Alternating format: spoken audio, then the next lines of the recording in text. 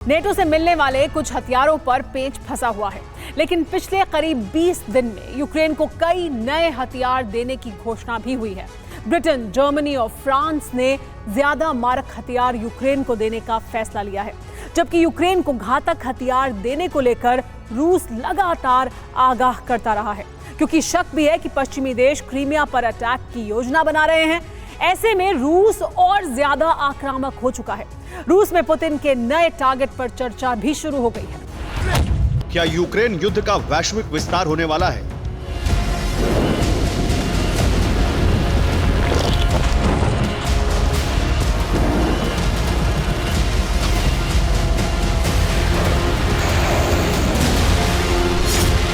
क्या कीव के बाद अब बर्लिन और पेरिस पर आक्रमण करेगा रूस?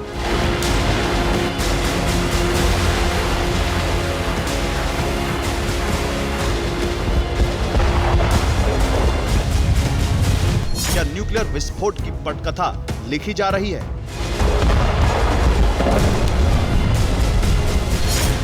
ये सिर्फ डरावने सवाल भर नहीं है, ये डर है, आशंका है, दावा है और रूस की तैयारी है, जिसको लेकर चर्चा हो रही है रूस की मीडिया में।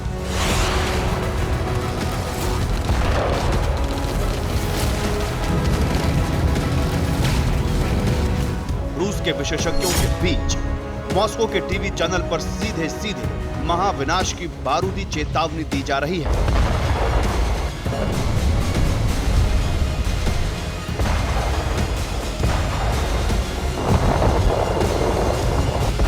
युद्ध के 11 महीने पूरे होते होते बारूदी चिंगारी यूक्रेन के पार जाने की आहट जोर जोर से सुनाई पड़ रही है। जिन मुल्कों के दम पर यूक्रेन की फौज रूसी आर्मी से टकरा रही है, उन पर चोट करने की तैयारी शुरू हो चुकी है।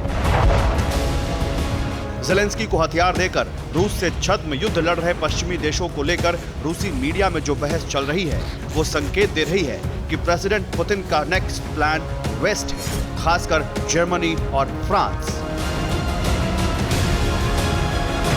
दरअसल लेपर्ड टैंक को लेकर असहमति के बावजूद जर्मनी ने दिल खोलकर यूक्रेन की मदद की है। Up to date anti aircraft missile से लेकर एयर डिफेंस सिस्टम तक यूक्रेन को दिया है। इतना ही नहीं, एंटी टैंक हथियार, हॉवित्जर तोप के अलावा सैन्य वाहन तक भेजे हैं। इसी तरह फ्रांस ने भी यूक्रेन के लिए अपना जंगी खजाना खोला हुआ है।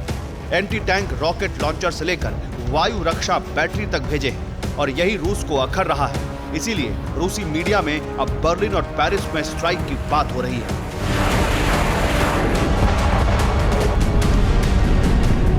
ये दोनों नेटो के सदस्य देश हैं और नेटो का नियम कहता है कि एक सदस्य पर अटैक मतलब नेटो को चुनौती। यानी अगर पेरिस या बर्लिन पर रूस ने कीव की तरह हमला किया तो फिर विश्व युद्ध शुरू हो जाएगा और फिर ऐसा विनाश होगा जो कल्पनाओं में भी कपाने वाला होगा।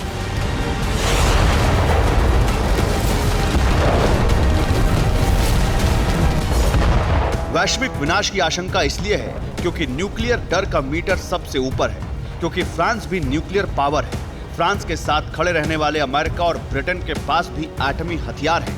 परमाणु बम के साथ रूस पहले से ही तैयार है। ऐसे में दो न्यूक्लियर पावर के टक्कर के बाद क्या होगा, इसको लेकर लोग फिक्रमंद हैं।